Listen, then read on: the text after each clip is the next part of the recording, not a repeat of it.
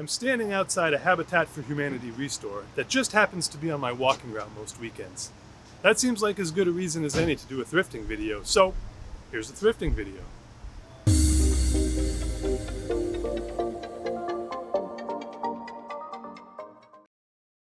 If you've never been to a ReStore before, you might be in for a surprise. Some locations only have building supplies, but others, like this one, have a little bit of everything. In the front of the store, there's some media, home furnishings, and other assorted housewares. In the back, things get a bit more interesting.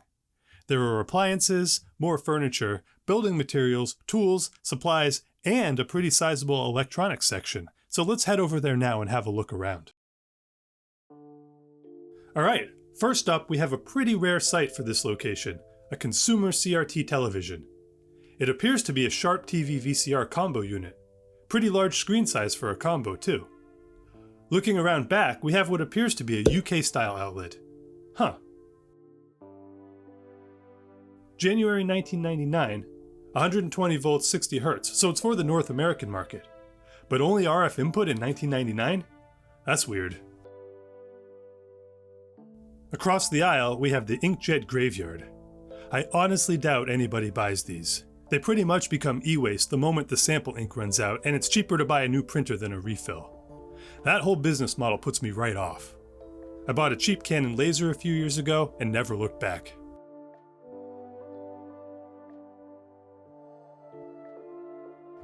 Right below the printers, I found this Chester Creek large key keyboard.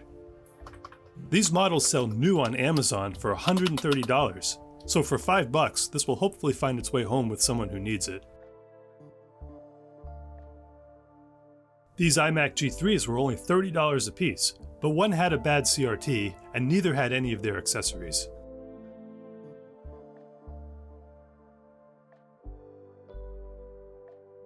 There are stacks of old AV gear if you're in the market for a CD changer or a receiver. There are lots of speakers to choose from too. Home theater, desktop, bookshelf, you name it. The prices are pretty reasonable most of the time as well. Some are complete sets, others are missing their sub or amplifier. There are even some decent ones like these old Cambridge Soundworks units for $5.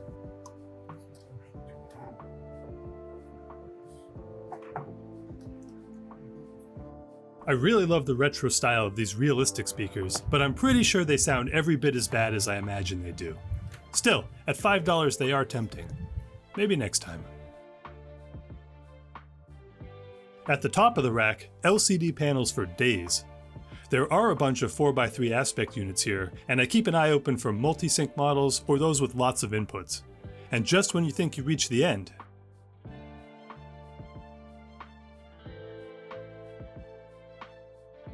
at the end of the aisle lies the wall O cables. This is where I picked up that $1 VGA cable for the Mr. project a while back. It's nice to have a supply of cheap cables just a 5-minute walk from home. $20 for a used UPS? There's no way that has a good battery in there.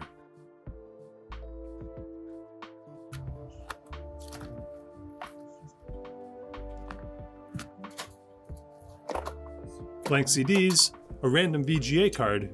You never know what you'll find in these piles of unsorted detritus, and that's half the fun. And speaking of piles, below the Wallow cables are bins and bins of assorted Who's-Its and Whatchamajigs. This one appears to be heavy on the power bricks, and an old Garmin GPS.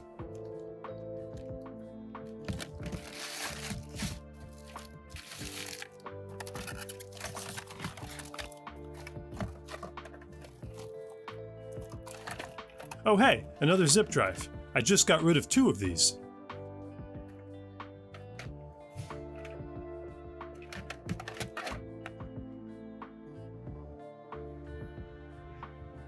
Moving on to the next bin, I spied this 3.5-inch USB drive. $2? I actually don't have one of these, so I'm taking it.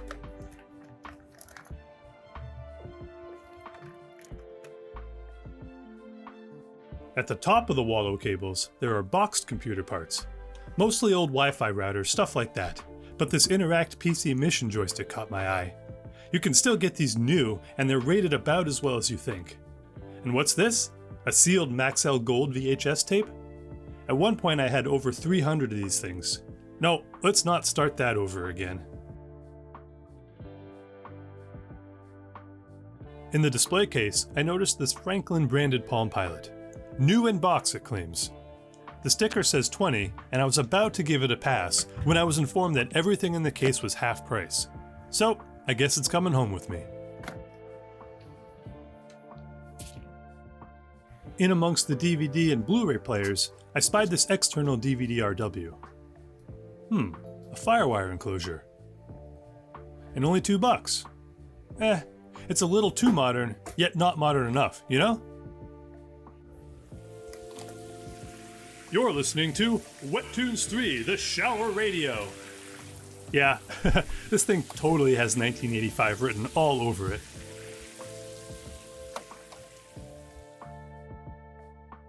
Yes, that appears to be accurate.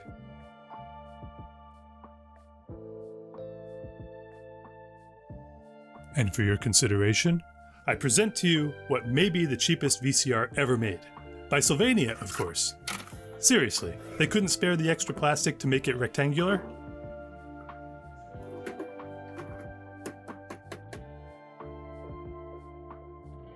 I like to check out the toys and games just to see if any electronics end up here. There was this stickered up Guitar Hero controller, but I've got more than enough of these already filling the attic. On the floor, there's a bin full of Nerf guns. This has to be the largest model I've ever seen.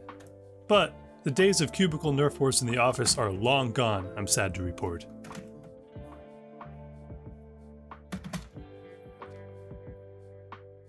Anyone need a Keurig? For some reason, this Nespresso machine caught my eyes. It's only 15, but retails for 200. Elaine wants it for her kitchen at work, so I'm grabbing it.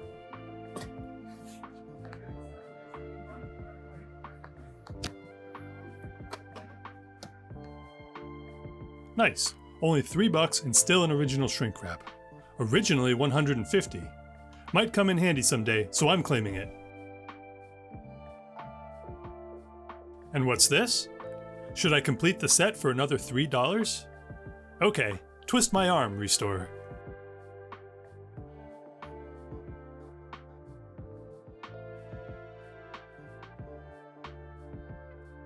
Huh, a Fallout loot crate.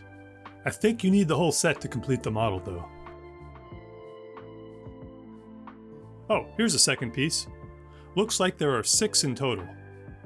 There's also some Overwatch and Destiny figures as well. Not worth $5 each, I don't think.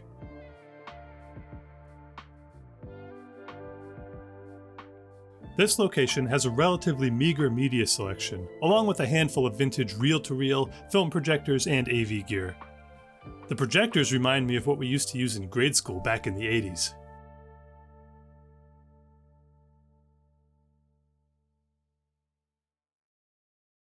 Alright, let's check out a different ReStore. This one's about 15 minutes away, and it's the first time I've been to this location. The first thing that struck me when I walked in the door was the size of the media collection. It's massive.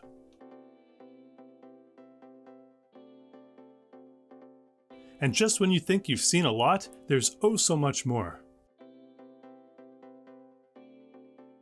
Prices range from 50 cents to a couple dollars each, so you could totally start or expand your collection here. There's a little of everything here. There's cassette tapes, LPs, VHS, CDs, DVDs, Blu-rays, a handful of games, and another whole aisle of print media on the other side.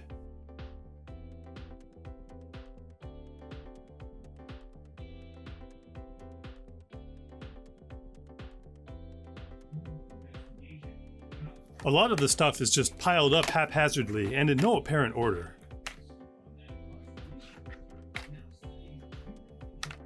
Whoa, careful! The Fifth Element was the first DVD I ever bought.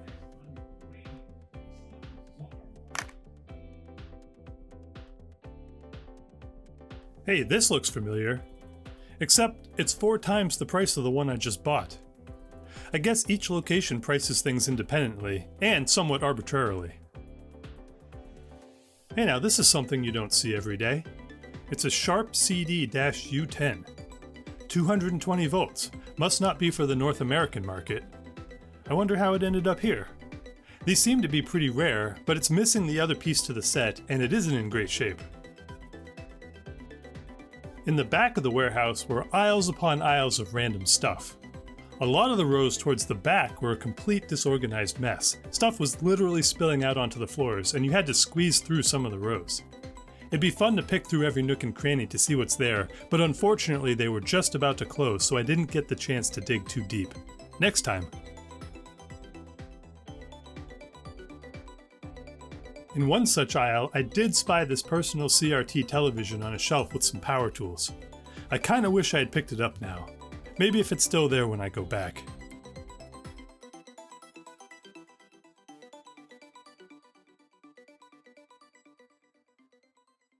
So here are the spoils of this thrifting adventure.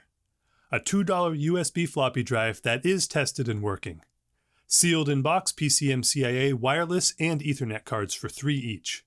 And a supposedly new in-box Franklin branded Palm Pilot for $10, bringing the day's total to $18. Let's take a look at the Palm Pilot. It's sold as a Franklin day planner, but it's clearly a first generation Palm Pilot 1000 or 5000. It comes bundled with Franklin's Ascend 97 planning software for Windows 95, which must be the value add of this bundle. Let's see if it was worth the $10 I paid for it. US Robotics owned Palm Computing at this point in time, and it's a little confusing with all the different logos and brand names on the box. Oh, there's my receipt. The ReStore accepts returns on defective electronics, unlike some other thrift stores. Original packaging, that's a good sign. Oh, and here's the warranty card.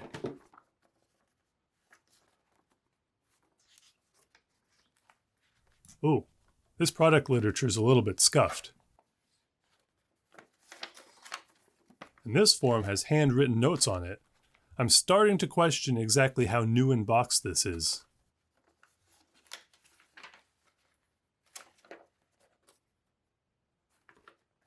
A home printed command reference.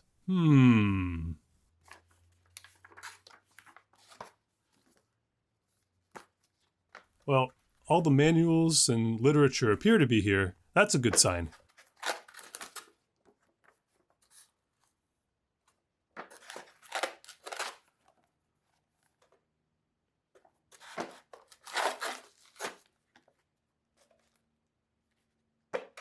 Original software on floppy disk. Nice. Oh yeah, no. This is very used. Look at all that dust.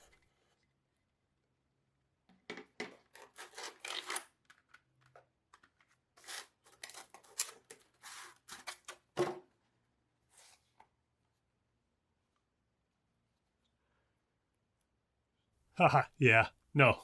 This has a lifetime of use on it already. There are scratches and wear marks all over it. At least all the parts are present and accounted for.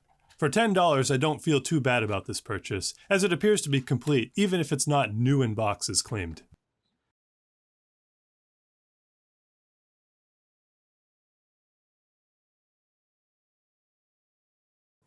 Alright, that's it for the local thrift finds today. If I'm honest, it's getting more and more difficult to find any pre-PC era stuff these days, and we just don't have many other large thrift stores in the area. However, there are a couple of new donations that have come in, so while we're here, let's take a look at them. All right, first, we have a package from Kevin Gonzalez.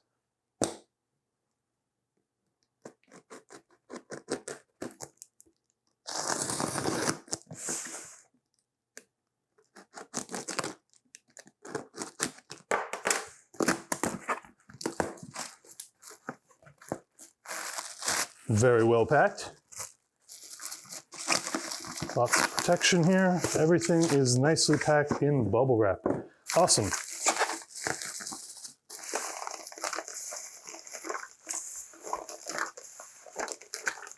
Lots of bubble wrap. And static bag. Wow, Kevin, you went overboard there. All right, let's take everything out and then we'll see what is in here.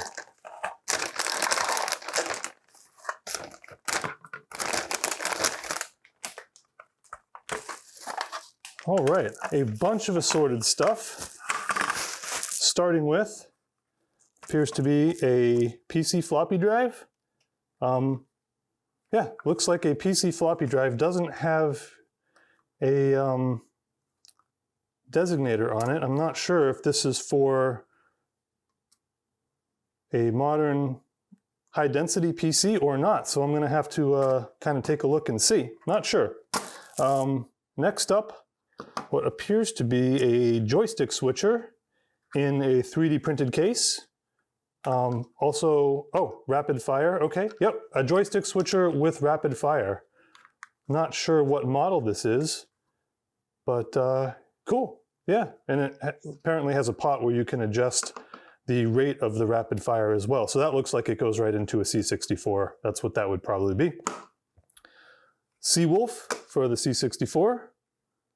Gorf, a classic, and Super Goatron. I am not familiar with this title, also for the C64, and oh, one more. Also Centipede for the C64, very cool.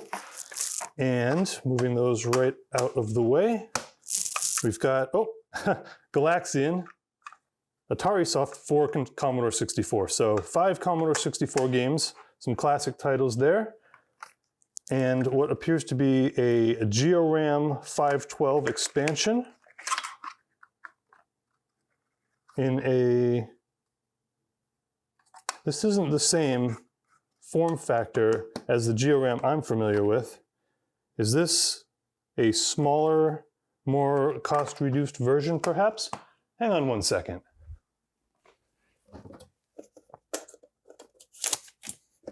Yeah, so here's the GeoRAM that I'm familiar with here, the very large format.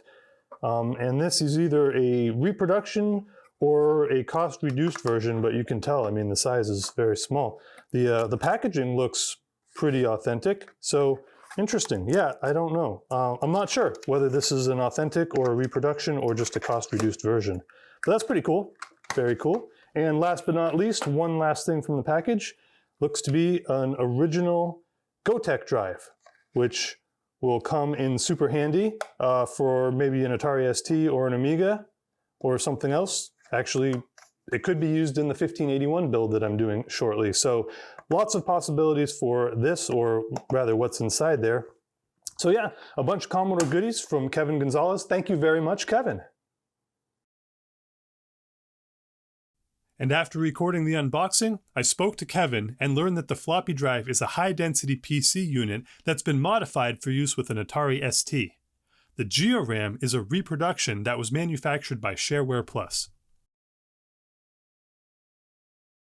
All right, next up we have a package sent in by John Ingersoll.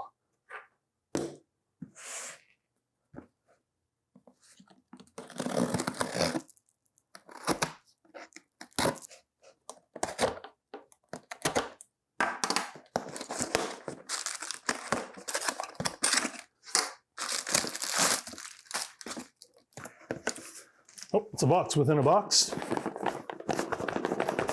Must overcome the vacuum sealing effect here. Ah, here we go. Okay. And we have a note. Oh, wait, hold on. Not so much a note as my address on the inside. Okay. What we have here is a Radio Shack electronic TV scoreboard. So this, there we go. This is one of the reproduction Pong games from, what year would this be? This has got to be very early 80s, late 70s.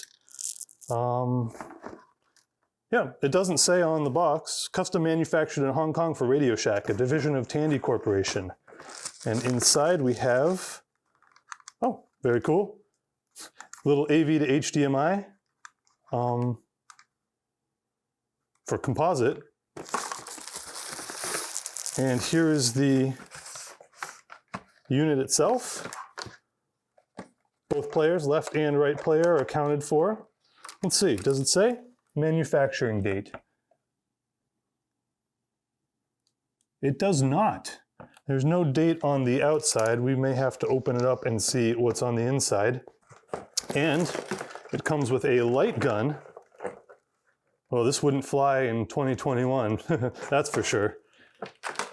Very cool. And an instruction manual. There we go. Let's take a look and see if there's a date on this. Yeah, crazy. There's no date on this either. Well, I might have to open it up and see what's inside in terms of chips. But very cool. Thank you very much, John. And there was one other thing inside the package. So let me just scoot this out of the way. And let's take a look. From John and Hunter. So this would be a combined gift from John Ingersoll and Hunter Lonsberry. Let's see what they have sent in here. I kind of have a feeling I know what this is based on the size. Oh, look at that. Huh. If you can't see, there we go. It is a utility knife that has been customized with the RetroBits name on it. Very cool. On both sides even. So, yeah, with a little utility knife with a safety edge there. So I guess I will be using a branded RetroBits utility knife to open packages from now on. So thank you very much, John and Hunter. Very cool. I did hook up the TV scoreboard to a CRT via its RF connection in order to demonstrate it here, but wasn't able to get the device to display anything. That'll have to be a project for another episode. So I guess thanks for piling on to my already out-of-control to-do list, John. All right, that's it for the very first episode of Retro Thrifts. If you'd like to see more of this type of stuff in the future, please press some buttons or leave a comment below. And if you don't, what are you still doing here this far in? Thanks again to Kevin, John, and Hunter for their donations, and to all my fantastic patrons for their continued support. I hope you enjoyed this bit. Thank you so much for watching, and see you next time on Retro Bits.